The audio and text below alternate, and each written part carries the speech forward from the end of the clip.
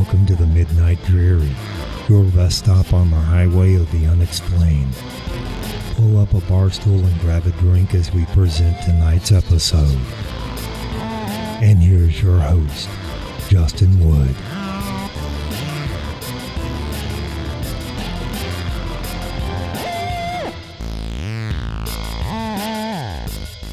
Thank you guys for joining us this week on the Midnight Dreary. I am your host, Justin Wood, and the Midnight Dreary, as always, your rest stop on the highway for the unexplained.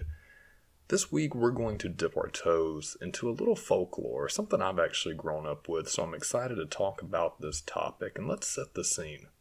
Imagine you're driving home late at night. Maybe it's warm out, a moonlit night, and you roll down the car windows to allow a breeze to flow through. And on the way, there's an old one-lane bridge you must cross over. You see it coming in the distance, so you slow down, and all your life you've heard the tales of this being the Crybaby Bridge. Something about a mom and her baby either toppling off in a covered wagon, maybe it's an old car, and now from this bridge you're going to hear cries from the baby as you cross over. Maybe you'll see headlights in the water.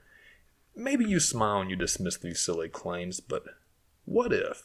And where exactly do these stories come from? I thought this would be a great topic to do a deep dive on because so many people are going to be familiar with the Crybaby Bridge stories. I literally think I found a story in each state. I looked on the shadowlands.net. If you've never been there, they are one of the oldest paranormal sites on the web. I think 25, if not the oldest. But they have listings of reportedly haunted places and strange occurrences that have happened in every state. So give them guys a click, the shadowlands.net.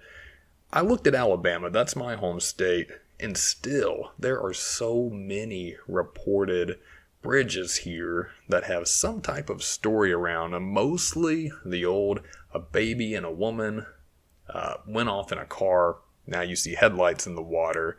So we know this is going to be mostly folklore, but is there any substance to any of these stories? Let's find out. So I picked out a dozen here in Alabama, and let's go ahead and get right into it. Andalusia has Presswood Bridge. And what it says, when you stop on the bridge and turn your lights off, someone will come to your car and bang on it. They will beat up your car, so don't do it. Do not go to Presswood Bridge in Andalusia because someone is going to beat up your car. Now, I researched it as much as I could. No stories were found. There were some sites that said townspeople have heard rumors about the bridge, but beyond that, it seems like it's part of the urban legend of all the Crybaby bridges. The next one was Bayview Bridge over in Mulga, Alabama, and this is the story I grew up with. It is said that a woman has been seen walking across the bridge in her wedding dress. She ran away from her wedding, and when she was driving away, her car ran off the bridge. I did find CBS, local news affiliate here, had an article interviewing several townsfolk about the bridge. I read through it, and people had heard the rumors. No one had anything substantial to say about the bridge. And I can't remember the year, but the original bridge was actually replaced. And people still say the new bridge is just as haunted as the old one, but there were no claims or really any history on it. And I couldn't find any reports of an accident or a bride leaving her wedding and running off the bridge. Now we visit Camp Hill, Alabama, and the Lovelady Bridge. 20 years ago, a woman and her baby died in a car accident on the bridge. It is said that if you go to the middle of the bridge at night and say, Lovelady, I got your baby," 3 times, she will appear on the other end of the bridge and walk towards you, looking for her baby. This sounds exactly like they combined 2 urban legends into one, the Crybaby Bridge and Bloody Mary, where you chant Bloody Mary, in the mirror, and she's supposed to appear as you summon her.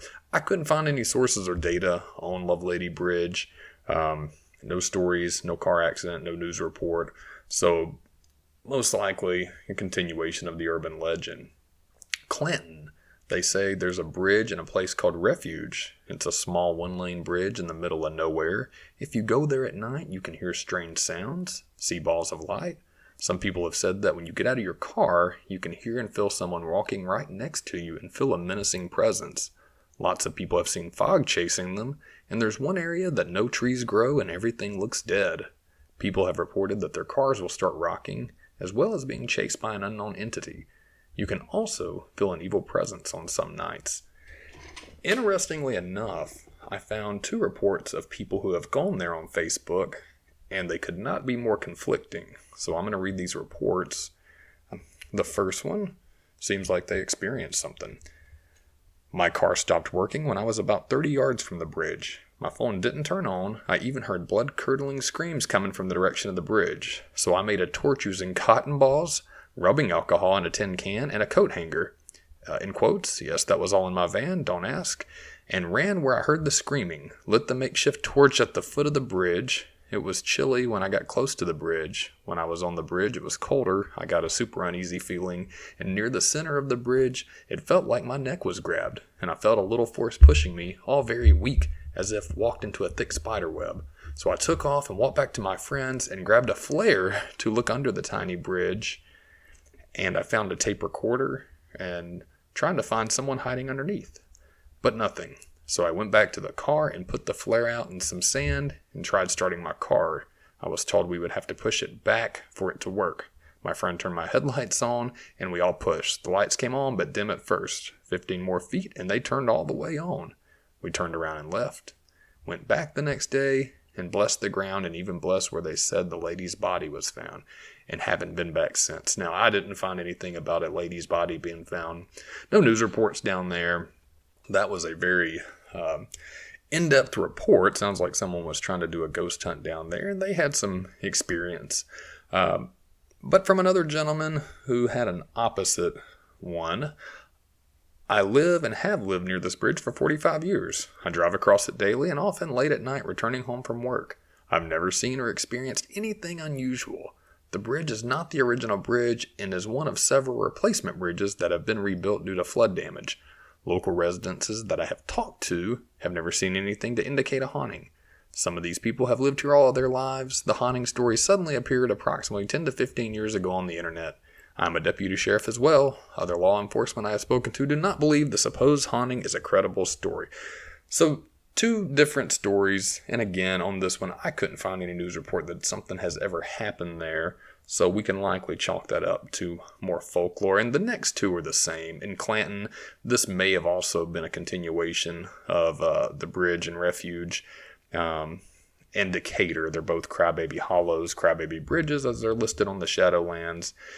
And both are the same, and this is where we start getting into, if you leave an unwrapped candy bar on these bridges, you can go back an hour later or turn around and it'll be gone, or come back the next day and it'll be gone. And people will hear the baby crying, and your car will rock back and forth, or small handprints will be left on your car afterwards. So those were 2 others. They didn't give specific bridge names, just Crybaby Hollow and Crybaby Bridge. Now, as we head north to Florence, Alabama, this was listed just as Ghost Bridge on the Shadowlands. Supposedly, a runaway slave was hung from the bridge during the Civil War. There had been many sightings there. So it did not give a lot of detail about this bridge, but when I looked a little further, the bridge actually did exist. It was a deteriorated 1-lane wood metal bridge, and it said it had been a magnet for local rumors of murder, witchcraft, and depraved activity. Due to its structural problems that it had, the county finally got rid of it in 2013. So there was a bridge, but beyond the fact that they tore it down almost a decade ago, I couldn't find anything to corroborate any of the history that they were claiming on there. All right, now we head over east a bit to Gadsden, the Haunted Bridge. The Haunted Bridge is an infamous legend in the city of Gadsden. There was a couple that had a farmhouse near Gadsden. The couple got into a heated argument in which the woman finally ran away with her baby. Feeling sorry for his family, the man of the house got on his carriage and searched for his wife. Hiding near the bridge, the woman appeared out of the bushes and scared the horses. The horses knocked both her and the baby into Black Creek, drowning both of them. Since then, a woman can be seen walking the banks of Black Creek, carriage wheels are heard, and a baby's cry is sometimes heard. Many people have had different experiences, and one of the houses near the bridge was reported to have an exorcism performed. I could not find anything about an exorcism being performed. Now, in 2010 report that I found The Etowah Historical Society, the president, Danny Crownover, said society members now are seeking to preserve this bridge, also known as the Haunted Bridge, by working with the city of Attala, that's right outside of Gadsden. The bridge was considered haunted because of the noises that could be heard as cars went over the wood planks and various legends that surrounded it. So we know the actual bridge exists.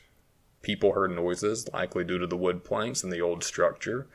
And they're trying to preserve it. I didn't find any updates from that 2010 report, but it seems like the bridge did have some colorful history to save at least, but nothing about a woman coming out of bushes with her baby as her husband searches for her. Alright, and down south to Greenville we go. And I was a little skeptical of this one at first. It was called Crybaby Creek, so automatically I think this is just another Crybaby Holler, Crybaby Bridge, Crybaby Creek.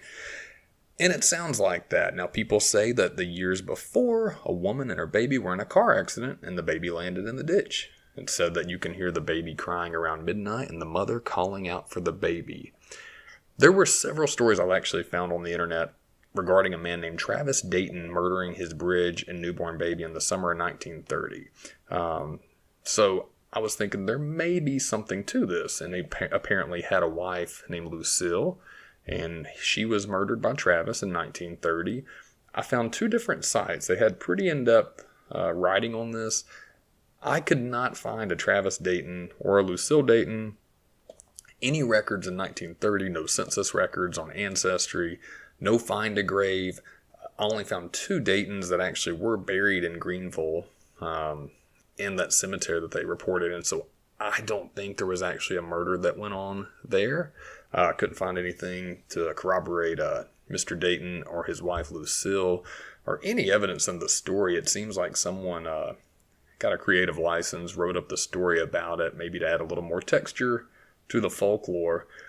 I couldn't find anything about Travis Dayton, but if you look it up and you find it, let me know. themidnightdreary@yahoo.com. Send us an email. And if it's something that I missed, I'll be happy to give an update on it. Let's go up to Hartselle. You know what? Let's not. This is a Crybaby Holler, and I'm going to read it. It's going to sound familiar. People claim that a woman was driving over this narrow bridge, and guess what she did? She wrecked her car. She lived, but the baby in her car died. Now when you drive over that bridge at night, stop, sit here until you hear a baby crying, leave candy on the bridge, come back a few minutes later and the piece of candy is gone. I said we weren't going to visit it. We did. I couldn't find anything about this one. Now we go to Livingston, a covered bridge. This one actually gets interesting. A figure can be seen standing in the windows, as well as strangeness related to cold feelings and a black and white cat. Now, first of all, when I read this, I thought, okay, there's a covered bridge, there's no name. What does a black and white cat have to do with anything? And what windows are you going to be seen standing in if it's a covered bridge? They typically don't have windows, maybe some do. But so I actually looked in it. This one actually presents a dark history. So the covered bridge in reference is the Alamuchee Bellamy Covered Bridge. And in July of 1886, the outlaw sheriff Stephen S. Renfro was actually hanged near here. Now, I actually went back on Ancestry and found in the 1880 census, there was a Stephen S. Renfro. He was the sheriff of the county, and he also has a profile on Find a Grave with an epitaph that says, Sumter County's notorious outlaw sheriff. Local legend has it Renfro was hung near the old covered bridge at Livingston, taken to the courthouse, and then buried. His remains were recovered and reburied next to his wives here at Old Side Cemetery. So interestingly enough, I had a roll with that, and I found a brief blurb from the October 10th, 1885 review out of Decatur, Illinois, and it has a headline, Chasing a Man with Bloodhounds, Birmingham, Alabama, October 9th, 1885. A large number of men with a pack of bloodhounds have been in pursuit of Stephen Renfro, the notorious ex-sheriff of Sumter County who escaped from jail here on Tuesday night by boring through the log wall. He was charged with horse stealing. Just before leaving, he told his fellow prisoners that he would never be taken alive. So arguably the bridge with the most history behind it, with the outlaw sheriff of Sumter County, Stephen Renfro, who was hanged near here, had the most bizarre entry as a figure can be seen standing in the windows, as well as strangeness related to cold feelings and a black and white cat. And it was just called Covered Bridge. This is actually the Alamucci Bellamy Covered Bridge. It's in Livingston. I believe from what I read, it's on the college campus down there now. And Stephen Renfro 100% existed. 100% was known as the outlaw sheriff. He has a very, very colorful history. There's even an etching of him on Find a Grave. So if you want to look that up, Stephen Renfro hanged in July of 1886. Probably could do a whole podcast about him, and I'm going to keep that in my back pocket because, man, he definitely had a wild history from being the outlaw sheriff, escaping to the West, joining up with gangs, coming back, breaking out of prison himself, claiming he would never be caught alive, and he wasn't. He was hanged near the Soul Bridge, and the Alamucci Bellamy Covered Bridge in Livingston, Alabama has a genuine history behind it. The outlaw sheriff, Stephen Renfro. Alright, as we start closing down, our last one is in Smith Station, Alabama. It's called the Shotwell Covered Bridge. The bridge is said to be haunted by the ghost of 2 children who were killed there in a car accident. The bridge is closed and out in the middle of the woods. Supposedly, if you put candy on the bridge after dusk, the kids will come and take it. This one's actually on Wikipedia, and from what I looked at, it says, during its time over the Wacoochee Creek, the Salem Shotwell Covered Bridge was said to have been haunted by children who were killed in a motor vehicle accident near the bridge a number of years ago. Many locals state, though, that no such incident ever happened. There was a girl who was strangled on the bridge, confirmed by local police officers who had worked the crime scene. Now, there was no citation for that. I looked into that, and I could not find any murders or even any criminal incidents that occurred on the bridge. And it looks like the original was destroyed by a tree in 2005, but rebuilt 2 years later. So another story that somebody wrecked on the bridge, and now if you leave out candy, the kids will come and take it. I think that's fun, though. I like the interactive aspect of folklore, where if you actually go do something, such as leaving candy out, and then it's gone the next day, man, it leaves like a big what if. Most likely, maybe a raccoon come and took it, wind blew it down. But it's fun to have that interaction there. But the thing is, I'm not going to say every one of them. Some of these had some good backstories to them, but most of them are so similar. It's hard to really find out what caused them to generate a backstory. Was it somebody from a local town took their folklore, brought it over to another county, and they just assigned it to a new bridge? Was there really something to it? Most of them, I just couldn't find anything that had any evidence or substantial documents behind it, but of course there were a few here that did. With that being said, it's fun. I think the Crybaby bridges are an integral part of folklore, especially here in the South. And don't take my word for it. Go to theshadowlands.net, see what they have in your area, and take a drive maybe to a bridge, drive over it at night, see what happens to you, and if anything strange does, email us here at themidnightdreary@yahoo.com. And thank you guys for tuning in this week here at the Midnight Dreary. Thanks for stopping by the Midnight Dreary. We'll be open again next week to serve up more drinks and more mysteries. Safe travels until then.